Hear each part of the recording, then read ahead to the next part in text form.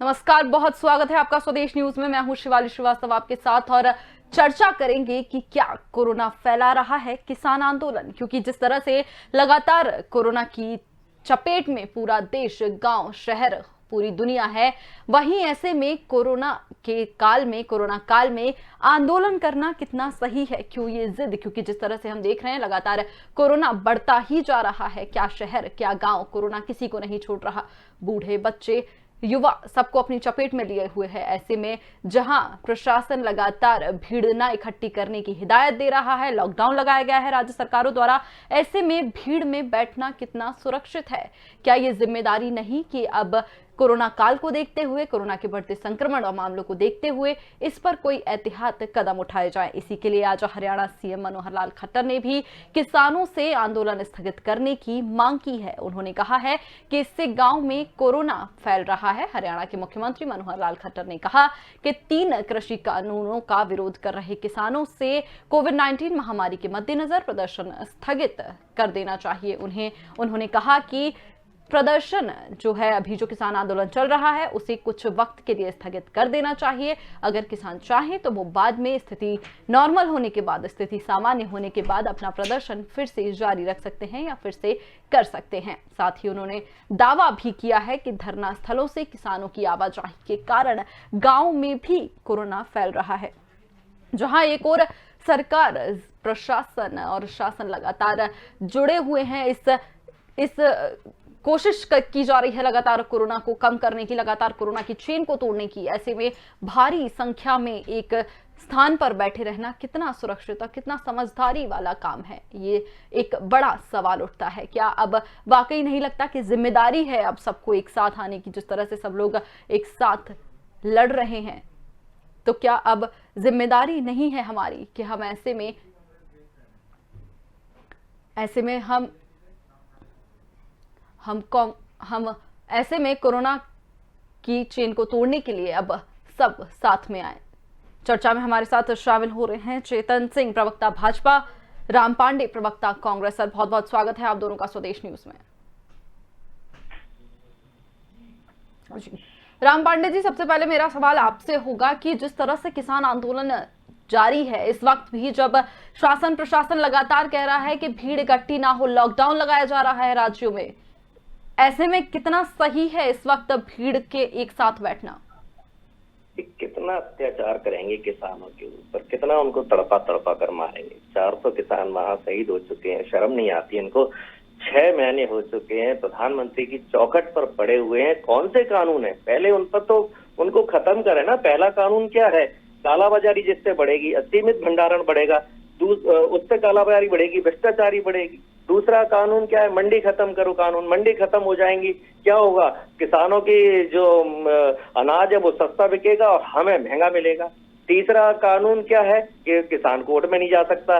चौथा क्या है? कि भाई एमएसपी, जब प्रधानमंत्री कह रहे हैं कि हम एमएसपी देंगे तो कानून में डाल दो।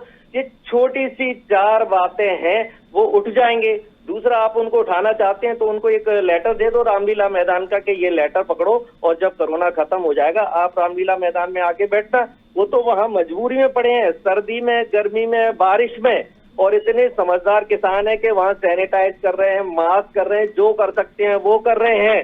भाई मूर्ख तो हम लोग हैं जो पंजाब, वो बंगाल में रैली कर रहे थे, असम में रैली कर रहे थे, हरिद्वार में कुंभ मेला लगा रहे थे, यूपी में चुनाव कर रहे थे, दमोह में चुनाव। सर, अगर रैलियों की बात है राम पांडे जी, अगर रैलियों की बात है तो रैली तो राकेश टिकैत भी कर रहे थे जी। तो वही तो बोल रहा हूँ, परमिशन कौन दे रहा था? आज क्यों नहीं हो रही रैली पूरे हिंदुस्तान में? अभी क्यों नहीं हो रही है रैली? क्योंकि सरकार ने परमिशन नहीं दी है। उस समय सरकार ने परमिशन दे दी थी। जब सरकार परमिशन देगी तो रैली सब लोग करेंगे, और सरकार परमिशन नहीं देगी तो रैली कोई नहीं करेगा। वर्तमान में हिंदुस्तान में कहीं रैली हो रही है क्या? मध्य प्रदेश, छत्तीसगढ़ कहीं हो रही है क्या? कहीं नहीं हो रही है ना। जो रैली करेगा वो जेल जाएगा। ये काम पहले नहीं कर सकते थे? पहले क्यों रैलियां की गई? और जब प्रधानमंत्री खुद कह रहे हैं कि मेरी रैली राम पांडे जी, अगर अगर बात सरकार के परमिशन देने की है, तो जिस तरह के हालात हम लोगों को सबको दिखाई दे रहे हैं, क्या ऐसे में खुद की जिम्मेदारी नहीं बनती? क्या सब परमिशन के लिए ही वेट करेंगे कि अगर ये कानून बनेगा कि भाई जो रैली करेगा वो जेल जाएगा तो ही हम घरों में रहेंगे, नहीं तो नहीं रहेंगे? जी, कानून बनना जरूरी होता है। आज बताइए पूरे हिंदुस्तान में लॉकडाउन लगा हुआ है, कोरोना कर्फ्यू लगा हुआ है। यदि नागरिक जिम्मेदार है तो छोड़ दीजिए कोरोना कर्फ्यू, लॉकडाउन हटा दीजिए, जनता के ऊपर छोड़ दीजिए। कानून क्यों बनते हैं? संसद की जरूरत ही क्या है? कानून बनाने के लिए। विधानसभा की जरूरत क्या है? कानून बनाने के लिए। सबकी जिम्मेदारी क्या है? कानून का पालन करने के लिए। तो एक सरकार को पूरी जानकारी रहती है। फरवरी में जो प्रधानमंत्री स्वयं कह चुके हैं कि मैंने पूरे हिंदुस्तान से कोरोना खत्म कर दिया है, अब मैं 150 देशों की मदद कर रहा हूं, पूरी दुनिया में ऑक्सीजन भेज रहा हूं, पूरी दुनिया में वैक्सीन भेज रहा हूं। 6.5 करोड़ वैक्सीन के डोज दुनिया में भेज दिए जो हिंदुस्तान में जरूरत थी। आज हिंदुस्तान के लोगों के साथ कितना विश्वासघात किया जा रहा है। 6 सप्ताह में जो दूसरा डोज लगना चाहिए था वो मूर्ख बनाकर 12 सप्ताह कर दिया है। इससे बड़ी त्रासदी क्या होगी हिंदुस्तान के लोगों के लिए? ठीक है। हमारे साथ ऋषिपाल अंबावता, राष्ट्रीय अध्यक्ष भारतीय किसान यूनियन से हैं, जुड़ गए हैं हमारे साथ। सर, बहुत बहुत स्वागत है आपका स्वदेश न्यूज में। नमस्कार, स्वागत किया जी। ऋषिपाल जी, आपसे सबसे पहले मेरा सवाल यही है कि कोरोना काल चल रहा है, लगातार सरकारें भी यही अपील कर रही हैं, राज्य सरकारें हो, केंद्र सरकार हो, लगातार कह रही है कि जिस तरह से हम भी हालात देख रहे हैं कि भीड़ इकट्ठी ना हो। ऐसे में किसान आंदोलन जो हो रहा है, लगातार किसान जिद पे अड़े हुए हैं, वो जो हो रहा है कितना सही आपकी नजरों में है इस वक्त? देखो जी, एक चीज है कि आंदोलन में मैं एक बात बताना चाहता हूँ कि सरकार को, चलो 2 कदम किसान पीछे हटे तो 2 कदम सरकार आगे तो आए। प्रधानमंत्री जी देखो, एक चीज है, हम एक बात कहना चाहते हैं कि सरकार इसको 3 साल के लिए रिफिल कर दे, पोस्टपोन कर दे। नंबर 1, ये कोरोना काल जो चल रहा है, ये पूरे हम भी सब लोग जितने भी, कोई किसी को शौक है सड़कों पे बैठने का जी, किसी को शौक है सड़कों पे बैठने का, और सरकार टस से मत नहीं हो रही। सरकार से हम एक बात पूछना चाहते हैं कि ये कोई बाहर के हैं या हिंदुस्तान का ही तो किसान है ये, और आप आंदोलन कर रहे हैं। आंदोलन कोई भी आदमी, पूरा ये आंदोलन एक स्टेट का नहीं है, ना ये पंजाब का है, ये पूरे भारत के किसान का आंदोलन है। और आंदोलन में 400 आदमी शहीद हो चुके हैं। अब किस मुंह से अपने घर जाएं किसान? तो सरकार को भी तो आगे पहल करनी चाहिए। हम कह रहे हैं, हम खुशी से नहीं कर रहे हैं, हम ये कह रहे हैं कि हम तो बिल्कुल सरकार बात तो करे, कोई ना कोई रास्ता निकाले, बीच में सरकार बात करे। ठीक है, लेकिन आज हरियाणा के मुख्यमंत्री ने कहा है, मनोहर लाल खट्टर ने कहा है, उन्होंने अपील की है कि किसान अपना आंदोलन अभी कोरोना का हवाला देते हुए उन्होंने कहा है कि अभी वापस ले लें, उसके बाद जब स्थिति सामान्य हो जाए तो वो किसान आंदोलन कर सकते हैं दोबारा से। नहीं, मैं ये कह रहा हूँ कि ठीक है, हमारे मुख्यमंत्री जी का जो उन्होंने बयान दिया है जी, लेकिन मैं ये कहना चाहता हूँ कि मुख्यमंत्री जी किसानों को बुला करके, जो पहले वार्ता हुई थी, वार्ताएं हुई 14 बार जो वार्ता हुई, अब क्या गुनाह कर दिया किसान को बुला करके? प्रधानमंत्री, माननीय मुख्यमंत्री, हमारे कृषि मंत्री जी बुला करके ये कहे कि भाई कोरोना काल है और हम इसको 3 साल के लिए, 4 साल के लिए, 2 साल के लिए इसको सस्पेंड करते हैं और आप अपना धरना सस्पेंड करिए, तो किसान कोई ना कोई रास्ता उसमें निकालेगा, बीच में से रास्ता निकलना चाहिए, रास्ता बीच में। ठीक है, आपकी बात ठीक है, आपकी बात मान ले अगर, तो ऋषिपाल जी, अगर जिस तरह से ये जो बातें हो रही हैं कि सरकार को बुला के ये बोलना चाहिए, ठीक है, वार्ता हो रही थी, आप लोगों के बीच में वार्ताएं चली, 11 दौर 14 दौर की जो वार्ताएं रही थी, उसके बाद अब जब कोरोना का संक्रमण जो है जो इतनी तेजी से फैल रहा है, तो ऐसे में आपको नहीं लगता, क्योंकि किसान आंदोलन में आज उन्होंने दावा किया है कि जो लोग आवाजाही जो हो रही है किसान आंदोलन से, गांव-गांव में भी कोरोना फैल रहा है, उसके साथ साथ आप दूसरों को संक्रमण फैलाने की भी जिम्मेदारी कौन लेगा फिर? नहीं, इस बात को मैं मान रहा हूँ कि देखो, एक चीज है कि गांव में फैल रहा है तो किसान, आज पूरे देश में महामारी फैल रही है जी, और आज भी सरकार पहल करे, अच्छा कदम आगे बढ़ाए, भाई किसान इस पे हम वार्ता करते हैं, अभी नहीं, आपको हम इसको सस्पेंड कर रहे हैं, जो 3 काले कानून है, और जब सही हालात होंगे फिर धरना दो या जो भी होगा फिर आंदोलन करें। एक बार सरकार तो कह रहे पहल। ठीक है, इसका जवाब ले लेते हैं चेतन सिंह जी से। ठीक है, चेतन सिंह जी, ऋषिपाल जी का कहना है कि सरकार पहल करे, सरकार हमें बुलाकर कह दे कि हम वापस ले रहे हैं कानून, हम वापस चले जाएंगे। 14 दौर की वार्ता में अगर सार्थक प्रयास होते तो मुझे लगता है सारी बातों का समाधान हो जाता। किन बातों को लेकर के कहां पर गतिरोध कायम है, इसको लेकर के मैं पार्टी की तरफ से कुछ भी कहने के लिए अधिकृत नहीं है, क्योंकि सरकार का जो भी निर्णय है वो सरकार के स्तर पर सरकारी जो हमारे प्रवक्ता वो रखेंगे। लेकिन जहां तक इस देश में जो परिस्थितियां अभी बनी हैं, क्या हम सबकी अपनी जवाबदारी जिम्मेदारी नहीं है? जी।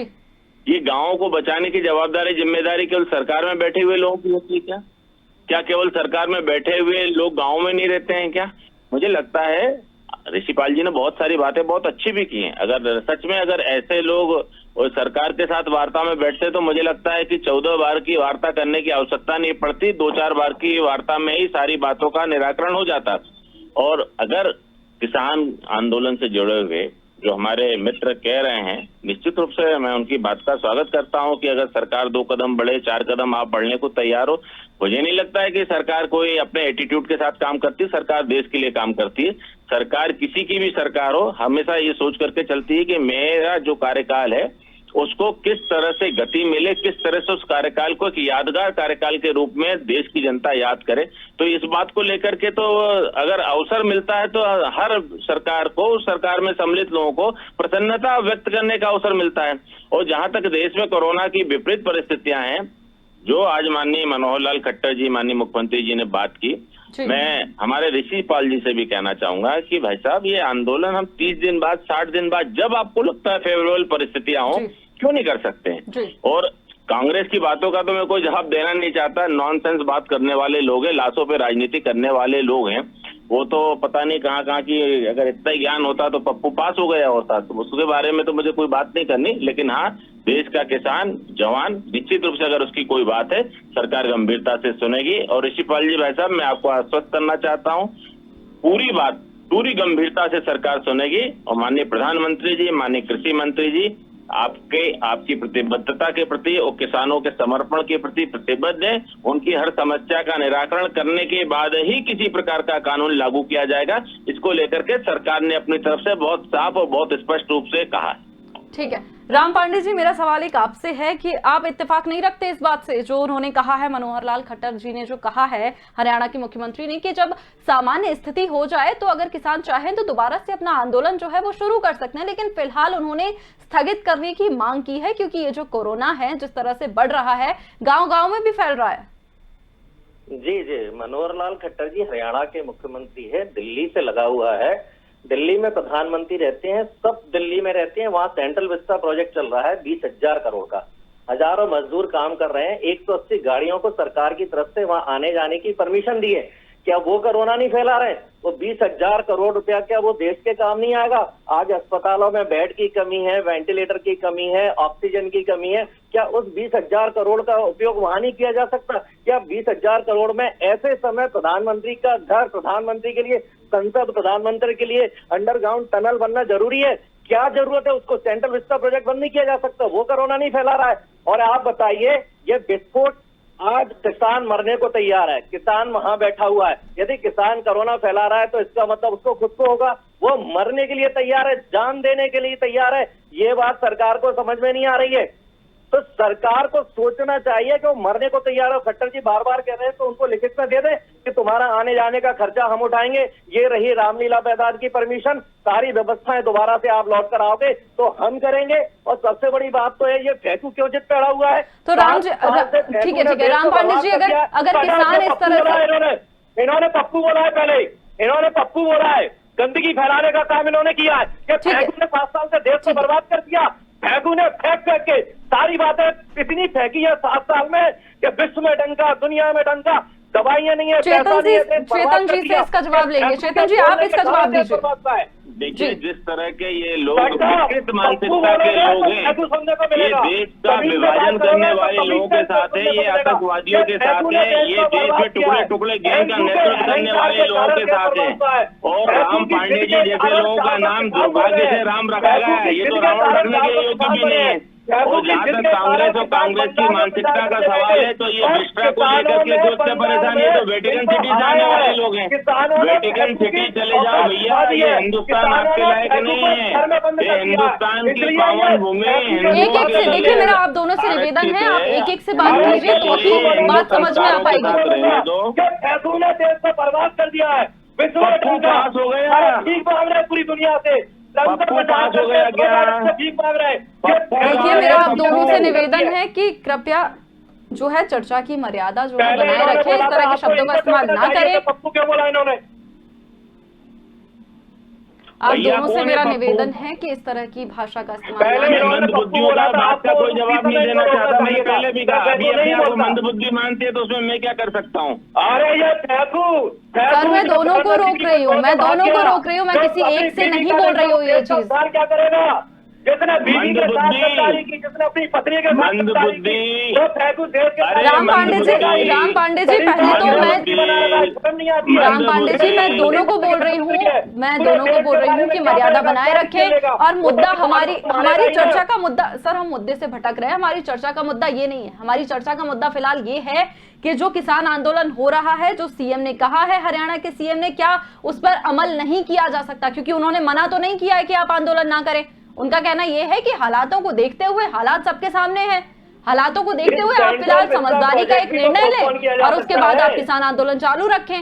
ऋषिपाल जी मैं आपसे पूछना चाहती हूँ, ठीक है ऋषिपाल जी मैं आपसे पूछना चाहती हूँ, काम कर रहे हैं, वो काम भी तो बाद में किया जा सकता है।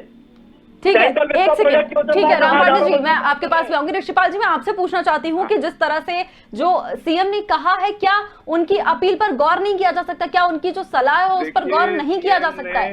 नहीं, मैं ये कह रहा हूँ सीएम ने कहा है, और हालात परिस्थिति पूरे देश की, जब आंदोलन शुरू हुआ था वो इतने खराब नहीं थे उस समय, और अब हालात गांव में जब पहले नहीं था, अब गांव में कोरोना बहुत फैल गया है। लेकिन मैं ये कहना चाहता हूं कि कोई भी समाधान में, आज आपको बता रहा हूं, वो 14 दौर की जो मीटिंग हुई थी उसमें मैं मेंबर हूं, मैं भी था उसमें मीटिंग में, जो पहले वार्ता हुई थी विज्ञान भवन में।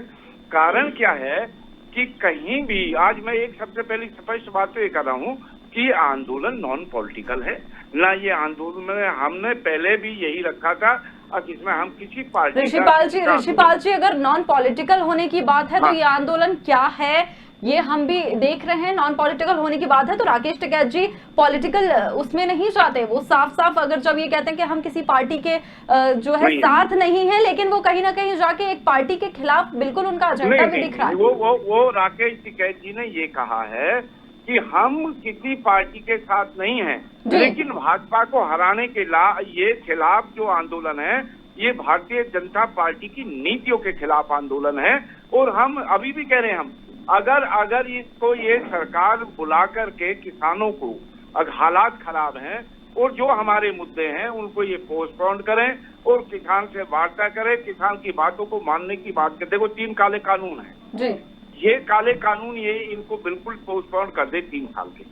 और हम ऋषिपाल जी ठीक है, आप जिस तरह से पोस्टपोन करने की बात कर रहे हैं, ठीक है आपकी वार्ता हुई, सरकार और आपके बीच में वार्ताएं हुई, उससे फिलहाल वार्ताएं चल रही थी। बीच में ये कोरोना का वक्त आ गया, कोरोना काल आ गया, कोरोना का संक्रमण जो है वो पूरे देश क्या पूरी दुनिया में फैला हुआ है, ये बात किसी से नहीं छुपी है ना। हाँ, पूरी दुनिया में जब ये कोरोना का काल जो फैला हुआ है, तो क्या इस वक्त पे ये जरूरी नहीं है अपनी जिम्मेदारी के लिए, क्योंकि वहां जितने लोग बैठे हैं उनकी जिंदगियां भी दांव पर लगी हुई हैं? नहीं, वहाँ जो लोग बैठे हैं मैडम जी, मैं आपको पहले स्पष्ट बात कर रहा हूँ, और वहाँ देख लीजिए, वहाँ लोग जो बैठे हैं पूरा जो उसका पालन कर रहे हैं, मास्क लगा रहे हैं।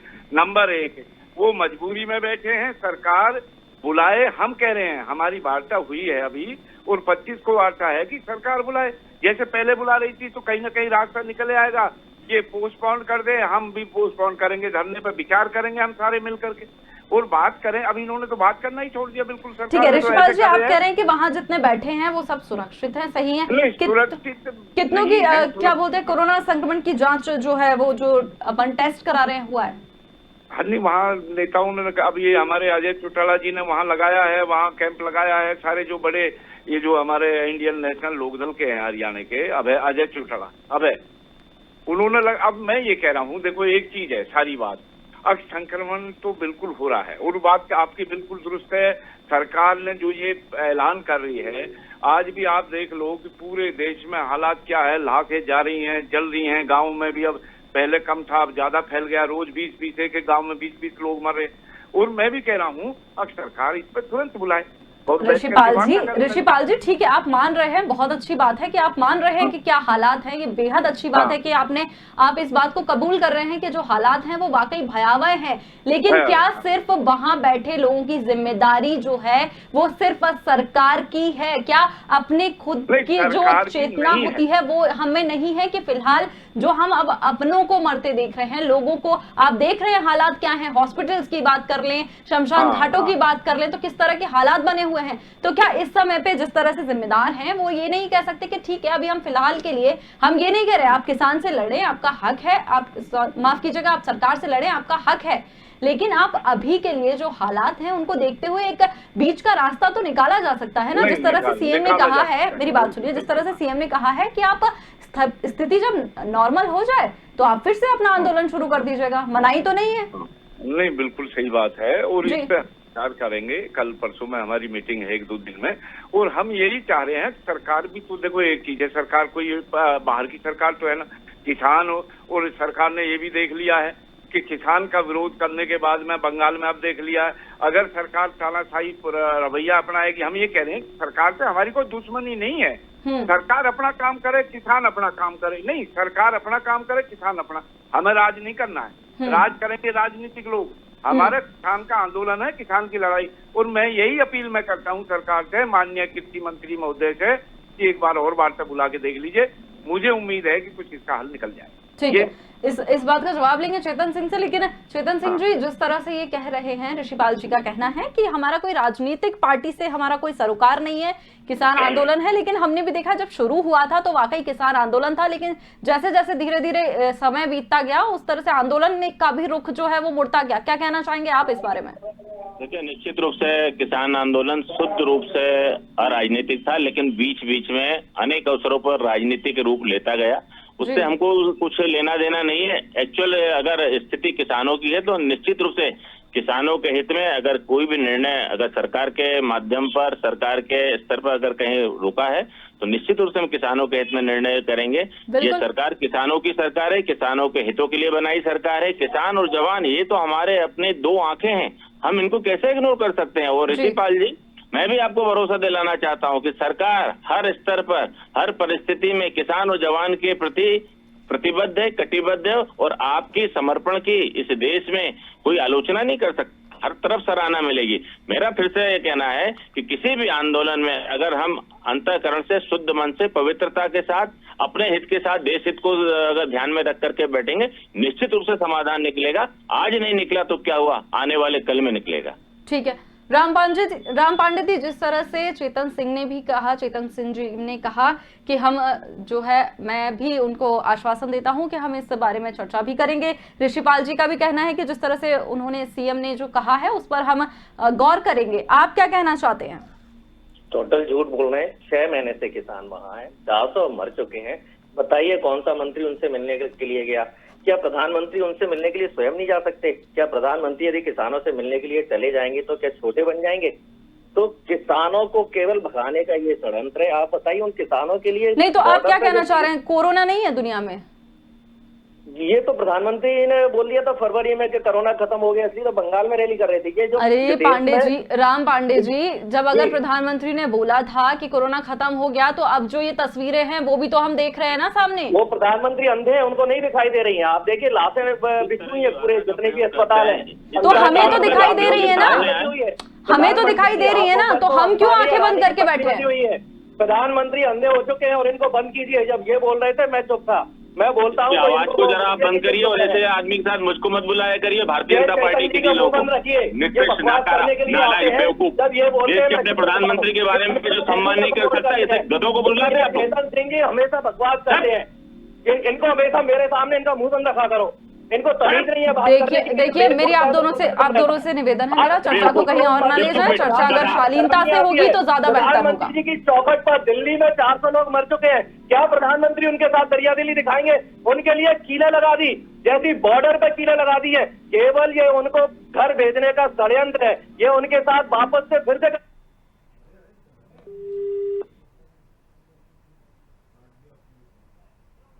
ठीक है, तो चर्चा थी कि किसान आंदोलन जो है, आप लोगों का पहले तो बहुत बहुत शुक्रिया तीनों का हमारे साथ जुड़ने के लिए। चर्चा थी कि कोरोना जो है किसान आंदोलन से ज्यादा फैल रहा है, क्योंकि जिस तरह से हमने देखा है कि भीड़ में आने की मनाही है, लेकिन लगातार ये फैल रहा है। अब देखने वाली बात होगी कि जिस तरह से किसान जिद पर अड़े हुए हैं, क्या इसका नतीजा निकलता है। फिलहाल इस पेशकश में इतना ही। दीजिए इजाजत, नमस्कार।